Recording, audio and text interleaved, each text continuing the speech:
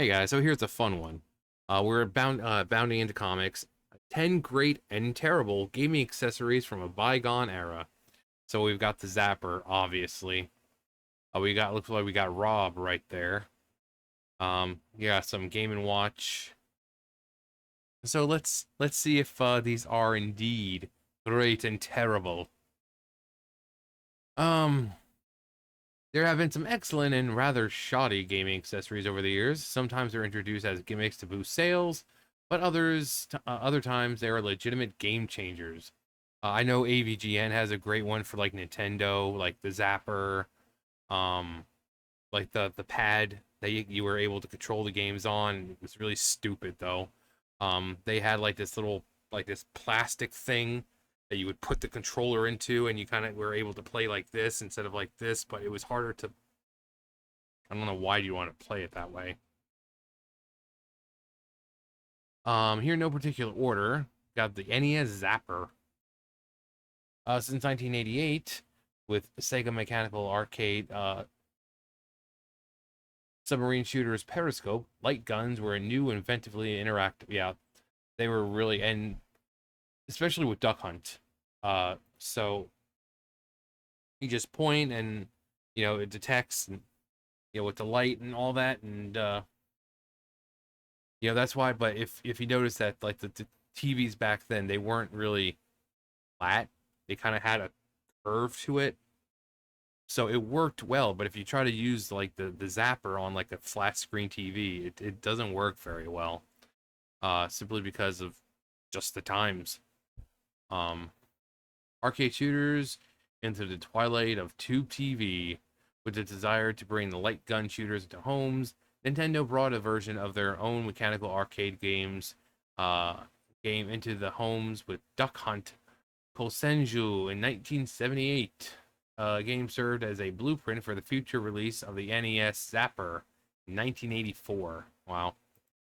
Oh God, Lucas. This dude turned out to be a huge piece of crap, like in real life. Like a real piece of crap. Obviously, I'm not going to say what he did or whatever, but if you know, you know. But back then, according to Lucas, he loved the Power Glove. It was so bad. Um, and this is another thing that AVGN tried. It's very unresponsive. You have the glove, and each game has a code that you got to put in for the game. Each game has a specific code. You put it in, and then you can. But each game played differently, and it was never really like you could play the game. You could like if you were playing Super Mario Brothers, you could maybe move Mario a little bit, but it was really hard. If you tried to play Zelda or whatever, it was like, okay, I do this. Okay, if I do that, it okay, swings the sword. How do I okay, that's shield. How do I use a weapon? Okay, so up is I'm using bombs, okay. And it was really weird, and trying to understand and remember all the little, because you might want to use your shield but accidentally go up and waste a bomb that you didn't. It was really weird. It didn't work very well. Um, but because of that whole, kind of controllerless sort of idea, we got, things now. But kind of the way it is, we had the Wii, which was really, really cool. No cords or anything, but you had the Wii and you could, it was really, really cool. So this was kind of you know, a blueprint for that. But you didn't have to, like with the Wii, you didn't have to, sit there and type in a little code on the controller or something, you just, no, you had the one did that and you did the other, and it worked just fine. Or if you were playing like Super Paper Mario, you get rid of the other part and you just hold the controller like that. It was just a few buttons, which really, really good when you have a game like that. Rob the Robot. Rob, or Robot Operating Buddy. Yeah, he was Rob. You know, there were games where you were playing with him. Yeah, Gyromite. Gyromite was pretty much the only game where he would um stack up, just puzzle game. But despite the fact that many people really didn't have Rob, he was a big enough character to be added in Smash Brothers. And basically he just um like the little discs that and everything they had. He just it really simple, really simple. Game Boy Color or a Game Boy Camera. Now these were really fun. I don't think I had one, but I know either our stepbrothers or my friend had one, and they were cool. You know, you could hook up a little printer and print these pictures out, and they'd have like goofy filters and stuff like that, and some of them were kind of creepy if you looked far enough. And but yeah, it was like you know a mobile camera for kids back then. Because most kids like me, we carried our Game Boys everywhere. The Game Boy Color came out, Game Boy Pocket, well, Game Boy Pocket, and then Game Boy Color. But yeah, we carried them around all the time, so it would make sense to have some sort of camera that even if it wasn't advanced or anything, you could have a camera with you. So that way, oh hey, we're hanging out with our friends now, selfie, even though we didn't know what selfies really were back then. But yeah, you could have this. There was a little printer that you could have with it, and yeah, you could print out. It was like little tiny paper and all that, and it was really cool. Um,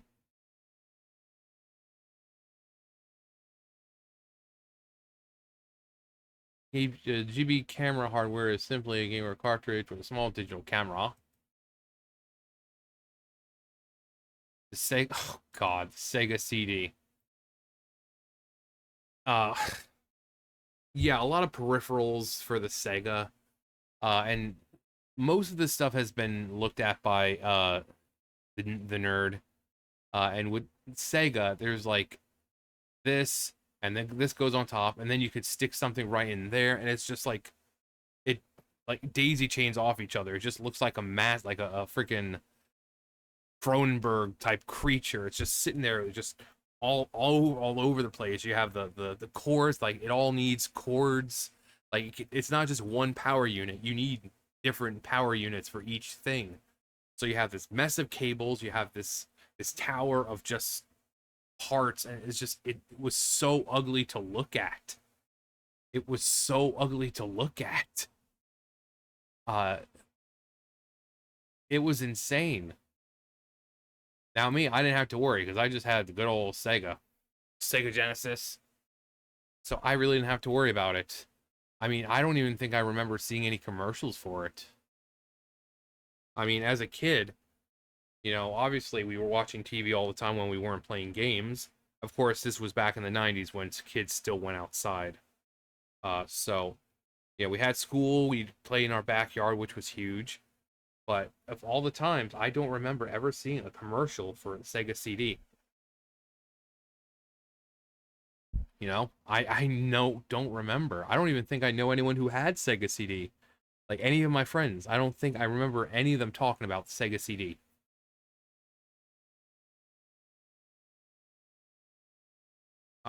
Which for the time, he's like, oh boy, CDs.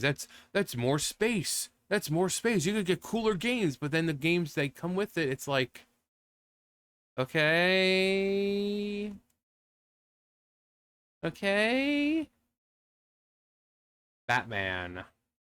I know the nerd reviewed this one. That's probably where they got this friggin' thing from. Um, but yeah, like the music would be cool because obviously it's a disc, so the music would be a lot more advanced than say, Nintendo or just a regular Sega. But yeah, it didn't sell well. Yeah, $299 for basically a tumor that didn't really do much. that's insane. Oh, the Game Genie. The Game Genie. Then we had Game Shark. Then there was Code Breaker, Action Replay. I didn't have a Game Genie though. I didn't have any because I mean, back then I didn't need anyone to do that. It was just me and oh natural skill. Um, but I mean, obviously you play your games and you always reach that one place that you're like, man, I wish I had like more lives than this. You know, this was pretty much before the days of farming and grinding, where it was just like, oh hey, I didn't even notice that. But they listed out Game Shark, Codebreaker, Action Replay. Um, yeah, this was really kind of before grinding. You had like Mario, like the infinite one-up glitch and stuff like that. But for the most part, grinding just wasn't really a thing. Not unlike nowadays where you have games that are like 100+ hours long and you have a leveling system, and so you find that one place to grind and it's perfectly fine. But back then, if you wanted to really get through the game, if you're having trouble, then you either had to get good or you had the Game Genie to help. Infinite lives, infinite health, infinite ammo and stuff like that. Um, Even now, these are still really big. I mean, if you download like I'm pretty sure any kind of Nintendo, emulator, whether it be Nintendo or Super Nintendo, they all have like a cheats, like a code option. Most of the time they kind of become what do you call it? Like uh pre-coded type thing, you check them and they already preloaded.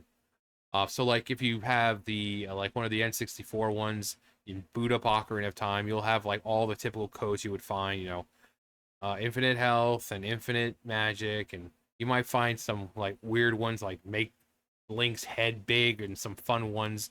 But you can also have an option to add some more if you look online, like, oh, I know that one isn't there. Like Beta Quest, it may not be there, so you can just add it and there you go. Boom, fine. Um, so Game Genies or game just all these things in general, really, really cool back in the day. And it's people still like using them. Oh God. These things were so loud. They were so loud. I remember playing Donkey Konga 2 and my door was closed and my parents just kept yelling, it's like, can you be more quiet? Can you be quiet? I'm like, like I'm not even tapping the things that hard. How are they able to hear it? Um, it was insane how loud these things were, despite the fact that we're not like no, we were like because there's those parts. It was basically like Guitar Hero, but with like bongos. So the thing comes along and boom, boom, boom, boom.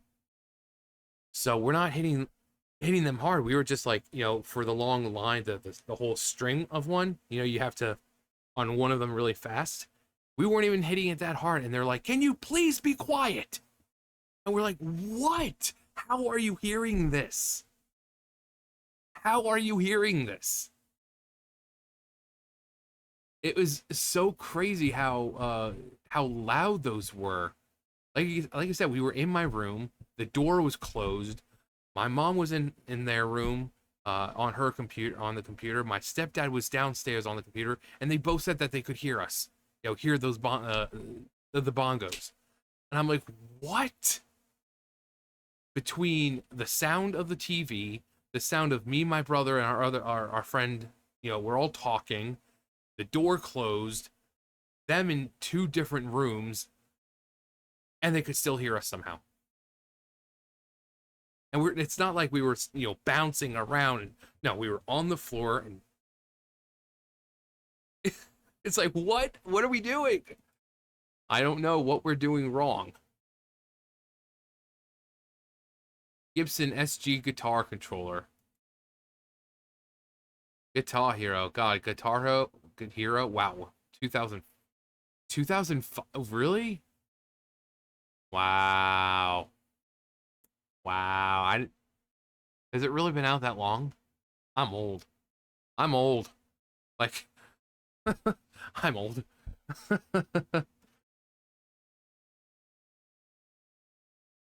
Memory cards. Oh yeah. Yeah. Yeah. Like when you got Animal Crossing, it came with its own little memory card. The consoles always kind of came with their own memory cards. And I remember I wanted to play when what was it? Was it 2012, I think? I got Chrono Cross um for my PS2. Because I had it originally, but then the game was so used and stuff, it just didn't really work anymore. So I went online to order it, and I was like, okay, well, I need a memory card. But then, like, every memory card I got, it just didn't work. And like, I would start it up, and it would say that the game was saved, and then I started up the next time, and like, memory's gone, the file's gone. Um, and I kept doing it and doing it, and just like, I think I went through like 4 or 5 different memory cards. It was insane how many I had to go through. But then you realize that, like now, I can just play it online, luckily. you know, I'm sure the emulator was around then, so you could play it, but my computer probably wouldn't have been able to handle it anyway. But now you've emulator, they've got it on Steam, but back when it was 2012, I didn't have those options really, so I had to play it the old-fashioned way. And the game was easy enough to get, but then it's like every single memory card I got, it just didn't work. Didn't work. Um, One of them was a memory card, but it was like for one of it was like the code breaker one or something. Even though it wasn't advertised as one, it was advertised as like the PS1 memory card, and it was a one of the like the code breaker ones. Like I can't do anything with this. It's like this cost me almost $10. I can't do anything with this.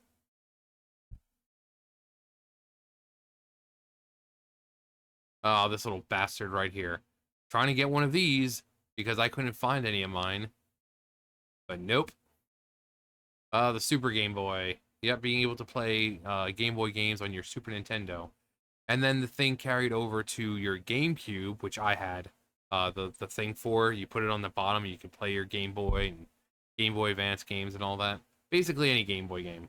From the original Game Boy when it was the block up to, Game Boy Advance, Game Boy SP, all them. So I was playing like Pokemon Ruby and Sapphire, Leaf Green, Fire Red, and all those games on my GameCube. It came with a little disc, and yeah. But for here, it was the Super Nintendo, so you just stick the game right up there. You stick the cartridge into the Super Nintendo, and there you go. You get to play your Game Boy games. And depending on what game it was, like Pokemon had like a nice little decorated kind of screen. So like while you're playing the game, you had the sides that had like Pokemon and stuff on it. It was really cool. Yeah, so that's what it looked like for the Super Nintendo. But yeah, I like things like this. That allows you to kind of go back and because some people may not have the Game Boy anymore, it may not work. So being able to go back and play these things, like I said, nowadays there's emulators. Anyone pretty much you can run a Game Boy emulator on a freaking toaster. You know what they say, all toasters toast toast. No, Mario, toasters toast bread. Toasting bread is what makes bread become toast. Toast, toast. Too many toasters. Um, the game's so stupid. But yeah, thanks to emulation, we just do that. Like I said, you can run it on a toaster these days. You could hook up 2 potatoes together and play it. You play it that way. Um, but back then, not so much. You know. And there's a lot of things that they didn't mention. Like there are so many worse things than just the ones that they showed. Um, so if you guys think of any, let me know. I'm pretty sure I had them or experienced them at some point in my life. You know, being I that I'm freaking ancient. But you know, let's share war stories. You know, what's your favorite accessory for a console? It doesn't have to be Nintendo, even though Nintendo did have the most. Like Nintendo had sewing machines and you know, blenders and all that kind of weird stuff. All that kind of weird stuff. So, yeah. You know, but yeah, let me know your favorite. Let me know one that you can think off the top of your head that's the worst. Um, but yeah, let me know. That's gonna do it for me. You guys know the drill. I'll see you guys later. Bye, guys.